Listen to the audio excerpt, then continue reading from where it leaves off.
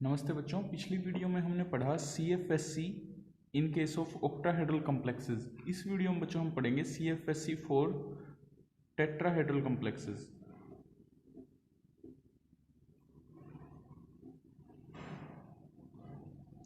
तो बच्चों जैसे आपको पहले बताया था पिछले लेक्चर में कि टेट्राहेड्रल कॉम्प्लेक्सेस में जो स्प्लिटिंग होती है डी ऑर्बिटल्स की वो अपोजिट होती है as compare to octahedral complex. यानी कि इसमें दो ऑर्बिटल्स कम एनर्जी के होंगे, उनको हम E से रिप्रेजेंट करेंगे, और तीन ऑर्बिटल आपके हायर एनर्जी के होंगे, उनको हम T2 से रिप्रेजेंट करेंगे।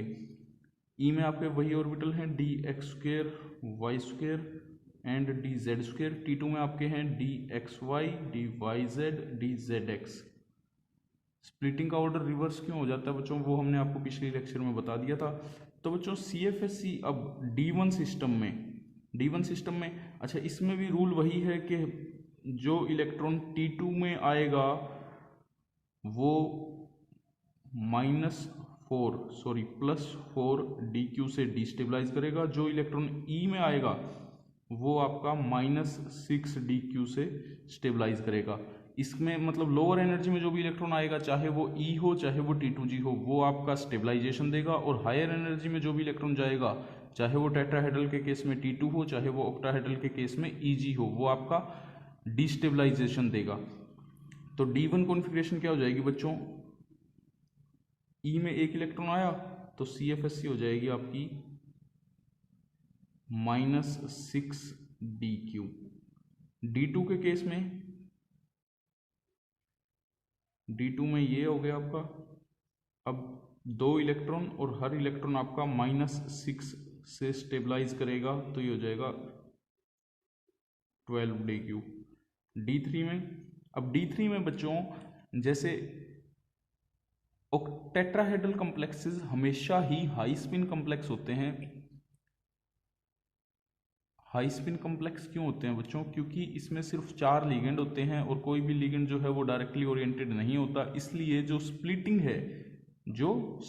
है डी ऑर्बिटल्स की वो ज़्यादा नहीं होती, तो वो हमेशा पेयरिंग एनर्जी से कम ही रहती है।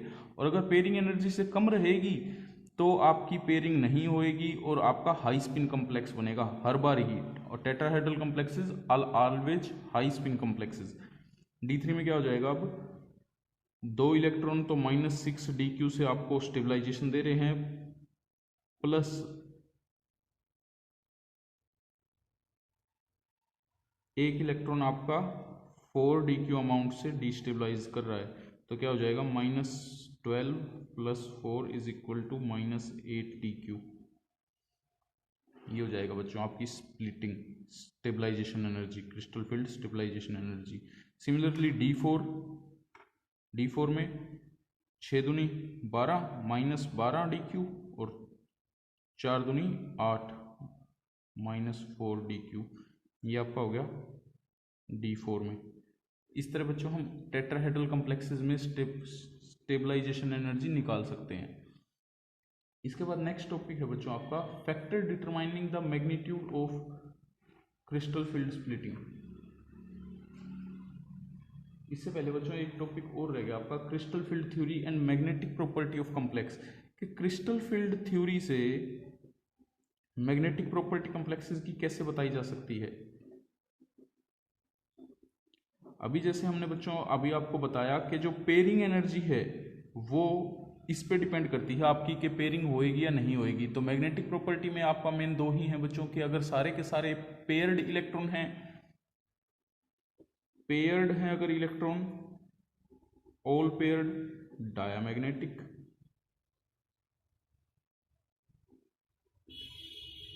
और अगर अनपेयर्ड हैं, एक भी इलेक्ट्रॉन अगर अनपेयर्ड है तो वो क्या हो जाएगा आपका पैरामैग्नेटिक।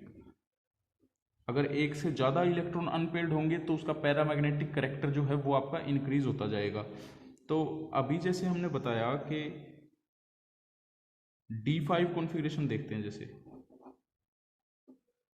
3 और 2, 1 2 3 4 5, ये आपकी बच्चों D5 कॉन्फ़िगरेशन होगी। अब जो T2G और EG के बीच में एनर्जी गैप है, ये एनर्जी गैप डेल्टा O अगर ज़्यादा हो पेयरिंग एनर्जी से, अगर डेल्टा ओ ज़्यादा है आपका पेयरिंग एनर्जी से, उस केस में क्या होएगा, उस केस में आपकी पेयरिंग हो जाएगी, 1 2 3 4 5 पेयरिंग हो जाएगी। क्यों? क्योंकि पेयरिंग एनर्जी लेस है, पेयर करने में हमें कम एनर्जी लगने लग रही है, तो वो पेयर हो जाएगी। डेल्टा ओ जो स्प्लिटिंग का डिफरेंस है, वो स्प्लिटिंग का डिफरेंस ज़्यादा है। स्प्लिटिंग का डिफरेंस ज़्यादा होने से क्या होगा, इलेक्ट्रॉन हायर लेवल में नहीं जा पाएगा क्योंकि एनर्जी उसकी ज़्यादा है, तो वो लोअर एनर्जी वाले शेल में पेयर अप हो जाएगा अगर पेयरिंग एनर्जी कम हुई डेल्टा ओ से। इसका रिवर्स, अगर delta naught is less than pairing energy, यानी कि जो स्प्लिटिंग हुई है वो कम हुई है, स्प्लिटिंग इतनी ज़्यादा नहीं है उसकी T2G और EG की, पेयरिंग एनर्जी ज़्यादा है, इलेक्ट्रॉन को पेयर करने में ज़्यादा एनर्जी लग रही है और जो स्प्लिटिंग एनर्जी है वो कम है, तो इलेक्ट्रॉन पेयर नहीं होएगा, वो अनपेयर्ड ऊपर वाली एनर्जी शेल में, EG शेल में चला जाएगा। इस तरीके से बच्चों हम जो आपकी है मैग्नेटिक प्रॉपर्टीज भी बता सकते हैं कि कंपाउंड जो है वो पैरामैग्नेटिक होएगा या डायमैग्नेटिक होएगा या वीकली पैरामैग्नेटिक होएगा, कैसा होएगा, वो किस चीज़ से पता लग जाएगा हमें, डेल्टा ओ की वैल्यू से। डेल्टा ओ अगर पेयरिंग एनर्जी से ज़्यादा है तो आपकी पेयरिंग हो जाएगी, आपका कॉम्प्लेक्स कैसा बनेगा, स्ट्रॉन्ग फील्ड। और अगर आपकी पेयरिंग एनर्जी ज़्यादा है और स्प्लिटिंग एनर्जी कम है तो आपका कॉम्प्लेक्स कैसा बनेगा, वीक फील्ड। वीक फील्ड या फिर हाई स्पिन, और ये आपका लो स्पिन। आगे बच्चों समझ। इसके बाद नेक्स्ट है बच्चों हमारा टॉपिक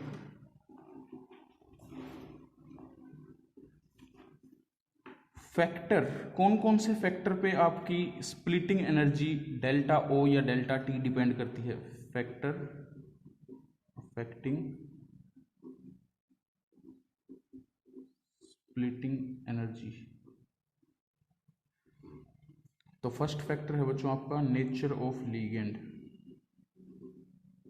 लीगेंड के नेचर पे डिपेंड करती है आपकी स्प्लिटिंग एनर्जी के डी ऑर्बिटल्स में कितनी स्प्लिटिंग होगी, कम स्प्लिटिंग हो रही है या ज़्यादा स्प्लिटिंग हो रही है, वो किस पे डिपेंड करेगा, आपका नेचर ऑफ लीगेंड पे। इसमें क्या क्या फैक्टर हैं बच्चों, एक तो है आपका लीगेंड जो है अगर स्मॉलर साइज का है, स्मॉलर साइज का लीगेंड होगा तो वो आपका ज़्यादा अप्रोच कर पाएगा मेटल को, और जितनी ज़्यादा अप्रोच कर पाएगा मेटल को डी ऑर्बिटल्स में, वो उतनी ही ज़्यादा रिपल्शन अट्रैक्शन दे पाएगा, उस वजह से जो आपकी स्प्लिटिंग है वो ज़्यादा होएगी।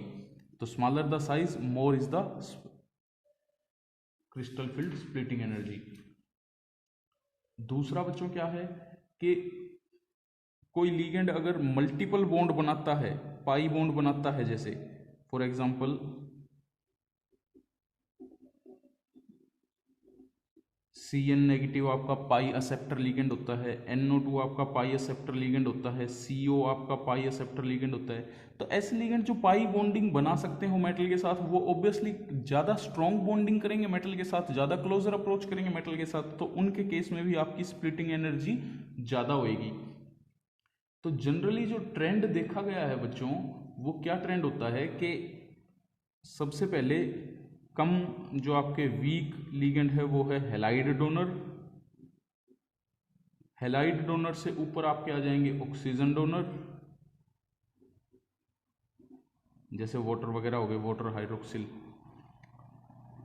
ऑक्सीजन डोनर के बाद आ जाएंगे आपके नाइट्रोजन डोनर, नाइट्रोजन डोनर से भी ज़्यादा स्ट्रॉन्ग हो जाएंगे आपके कार्बन डोनर।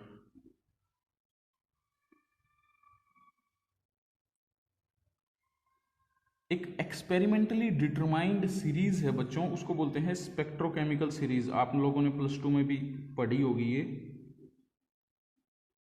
स्पेक्ट्रोकेमिकल सीरीज क्या है, जो आपके कॉमन से लीगेंड्स हैं उनको एक पर्टिकुलर ऑर्डर में अरेंज किया हुआ है। इस सीरीज में उनकी बढ़ती हुई फील्ड स्ट्रेंथ या फिर क्रिस्टल फील्ड की जो स्प्लिटिंग की स्ट्रेंथ है वो बढ़ती हुई इंक्रीजिंग ऑर्डर में है। तो इसमें बच्चों सबसे पहले हैलाइड डोनर, हैलाइड डोनर में कौन कौन आते हैं आपके, फ्लोरीन, क्लोरीन, ब्रोमीन, आयोडीन, ये आपके हैलाइड डोनर में आते हैं बच्चों। तो इनमें अब हम फैक्टर लगाएंगे कौन सा, स्मॉलर साइज। जो स्मॉलर साइज है वो स्ट्रॉन्ग होएगा, जो लार्जर साइज है आयोडीन, फिर आपका ब्रोमीन, फिर आपका क्लोरीन, फिर आपका फ्लोरीन। ये बच्चों एक जनरल सा आइडिया दे रहे हैं, एक्चुअल जो स्पेक्ट्रोकेमिकल सीरीज है वो आप बुक से पढ़ लेना क्या है। उसके बाद बच्चों आ जाएंगे आपके ऑक्सीजन डोनर, नाइट्रो वगैरह आ गए, OH नेगेटिव आ गया, फिर वाटर आ गया, बीच में कहीं ऑक्सलेट आयन आ जाएगा। ये बच्चों जनरल आइडिया दे रहे हैं, मेरे ख्याल में फ्लोरीन यहाँ आएगा और नाइट्रो यहाँ आएगा, इंटरचेंज है ये, लेकिन वो आप बुक में देख लेना अच्छे से क्या है। इसके बाद बच्चों आ जाएंगे ऑक्सीजन डोनर के बाद नाइट्रोजन डोनर, यानी कि आपका अमोनिया आ गया, इथाइलिन डाइअमीन आ गया। उसके बाद आपको पिरिडीन भी यहीं कहीं होता है अमोनिया के आसपास ही। उसके बाद आपके बच्चों कार्बन डोनर आ जाएंगे, जैसे CN नेगेटिव, फिर CO नेगेटिव। ये आपके बच्चों स्पेक्ट्रोकेमिकल सीरीज है, एक्सपेरिमेंटली डिटरमाइंड है, यानी कि एक्सपेरिमेंट से फाइंड आउट करके बनाई गई ये सीरीज है, जिसमें हमने लिगेंड्स को उनकी बढ़ती हुई स्ट्रेंथ में अरेंज किया हुआ है। इसमें बच्चों जो वाटर है ये आपका मिड पॉइंट माना जाता है, और वाटर से जो नीचे वाले हैं उनको हम कहते हैं वीक फील्ड लिगेंड, और जो वाटर से ऊपर वाले हैं उनको हम कहते हैं स्ट्रॉन्ग फील्ड लिगेंड। इसके बाद ये तो था बच्चों first, nature of ligand. First point था आपका nature of ligand factor affecting में। इसके बाद है second point, oxidation state of metal ion. Metal ion की ऑक्सीडेशन स्टेट पर भी आपकी स्प्लिटिंग जो है, crystal field splitting energy depend करती है। Oxidation state of metal ion वो कैसे डिपेंड करती है बच्चों, जितनी higher the oxidation state larger will be splitting energy. जितनी ज़्यादा आपकी ऑक्सीडेशन स्टेट होगी मेटल की, उतनी ही ज़्यादा उसकी स्प्लिटिंग एनर्जी ज़्यादा होगी। फॉर एग्जांपल कोबाल्ट का केस अगर हम देखें, कोबाल्ट एक है आपका हेक्सा एक्वा 2 पॉजिटिव में, और एक है आपका कोबाल्ट हेक्सा एक्वा 3 पॉजिटिव में। इसमें हमने दोनों में ऑक्टाहेड्रल कॉम्प्लेक्स लिया है, दोनों में कोबाल्ट मेटल ली है, दोनों में वाटर जो है वो लिगेंड लिया है। सभी कंडीशन हमने ऑलमोस्ट सेम कर दी है, सिर्फ क्या फर्क रखा है, कोबाल्ट एक में +2 ऑक्सीडेशन स्टेट में है, एक में +3 ऑक्सीडेशन स्टेट में है। तो जो स्प्लिटिंग एनर्जी है बच्चों वो कोबाल्ट 3 पॉजिटिव वाले की मच लार्जर मिली as compare to cobalt 2 positive की, क्योंकि इसमें जितनी ज़्यादा मेटल की ऑक्सीडेशन स्टेट होगी उतना ही ज़्यादा स्प्लिटिंग ज़्यादा होगी। नेक्स्ट है बच्चों आपका point, type of D orbital.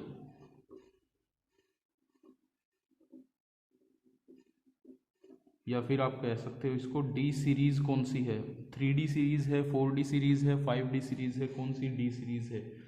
तो जैसे जैसे हम 3D सीरीज से 4D सीरीज में और 4D सीरीज से 5D सीरीज में जाएंगे, वैसे वैसे जो डेल्टा ओ स्प्लिटिंग है, स्प्लिटिंग एनर्जी जो है वो आपकी इंक्रीज होती जाएगी, बढ़ती जाएगी बच्चों। इंक्रीजिंग क्यों बढ़ती जाती है, क्योंकि हमें पता है कि 4D ऑर्बिटल जो है वो 3D के कंपैरिजन में मोर इलेबोरेटेड या फिर स्पेस में मतलब ज़्यादा दूर तक फैला हुआ है, तो लिगेंड को 4D ऑर्बिटल को अप्रोच करना आसान रहता है एज कंपेयर टू 3D। तो 3D से जब 4D में आते हैं तो स्प्लिटिंग एनर्जी जो है वो ऑलमोस्ट यूँ लगा लो 30% टू 50% तक इंक्रीज हो जाती है। सिमिलरली 4D से जब 5D में आएंगे तो 30 to 50% इंक्रीज हो जाएगी आपकी स्प्लिटिंग एनर्जी। फॉर एग्जांपल अगर हम कोबाल्ट फैमिली देखें तो कोबाल्ट, रहोडियम, इरिडियम, इनका सेम कॉम्प्लेक्स ले लें किसी लिगेंड L के साथ, ऑक्टाहेड्रल कॉम्प्लेक्स, तो कोबाल्ट की जो स्प्लिटिंग एनर्जी है बच्चों वो अराउंड 23,000 सेंटीमीटर इनवर्स के आसपास। रहोडियम की, इसमें जैसे 3D सीरीज है, इसमें 4D सीरीज है, इसमें 5D सीरीज है। रहोडियम की आपकी हो जाएगी बच्चों 34,000 सेंटीमीटर के आसपास, और इरिडियम की आपकी हो जाएगी 41,000 सेंटीमीटर इनवर्स के आसपास। तो जैसे जैसे हम 3D से 4D, 4D से 5D सीरीज में आते हैं, वैसे वैसे आपकी स्प्लिटिंग एनर्जी जो है वो इंक्रीज होती जाती है। स्प्लिटिंग एनर्जी इंक्रीज क्यों होने लग रही है बच्चों, क्योंकि आपका जो डी ऑर्बिटल है, डी सबशेल जो है उसका साइज लार्जर होता जा रहा है। जो लार्जर साइज का होगा, जो स्पेस में मोर इलेबोरेटेड होगा, तो लिगेंड्स को वो बड़ी वाली डी सबशेल जो स्पेस में मोर इलेबोरेटेड डी सबशेल है वो अप्रोच करने में आसानी रहेगी। लिगेंड उसको आसानी से अप्रोच कर पाएगा, आसानी से अप्रोच कर पाएगा तो उसमें रिपल्शन ज़्यादा होगी। नेक्स्ट फैक्टर है बच्चों, ये आपका थर्ड फैक्टर था, type of D orbital. Next factor जो है बच्चों वो है आपका ज्योमेट्री। ज्योमेट्री का आपको पहले भी बता चुके हैं कि जो टेट्राहेड्रल कॉम्प्लेक्स हैं उनमें स्प्लिटिंग कम होती है, ऑक्टाहेड्रल कॉम्प्लेक्स में स्प्लिटिंग ज़्यादा होती है। टेट्राहेड्रल की जो स्प्लिटिंग है डेल्टा टी वो ऑलमोस्ट 4/9 डेल्टा ओ होती है, यानी कि लगभग हाफ। ऑक्टाहेड्रल कॉम्प्लेक्स में जो स्प्लिटिंग होने लग रही है उसकी लगभग हाफ हो रही है आपकी टेट्राहेड्रल कॉम्प्लेक्स में स्प्लिटिंग। इसके रीज़न क्या है बच्चों, एक तो टेट्राहेड्रल में सिर्फ 4 लिगेंड है, ऑक्टाहेड्रल में आपके 6 लिगेंड होते हैं। दूसरा, टेट्राहेड्रल में none of the ligand is pointing directly toward the D orbital. कोई भी 4 में से एक भी लिगेंड ऐसा नहीं है जो डायरेक्टली डी ऑर्बिटल्स की तरफ जिसकी ओरिएंटेशन हो, जो ज़्यादा रिपल्शन कर सकता। लेकिन ऑक्टाहेड्रल के केस में 2-3 लिगेंड ऐसे होते हैं, जो 2 लिगेंड ऐसे होते हैं जो आपकी डायरेक्टली डी ऑर्बिटल्स की तरफ ओरिएंटेड होते हैं, तो वो ज़्यादा रिपल्शन कर पाते हैं। इसलिए टेट्राहेड्रल में स्प्लिटिंग एनर्जी कम होती है एज कम्पेयर टू ऑक्टाहेड्रल, और वो लगभग कितनी कम है, लगभग हाफ होती है। ठीक है बच्चों, थैंक यू।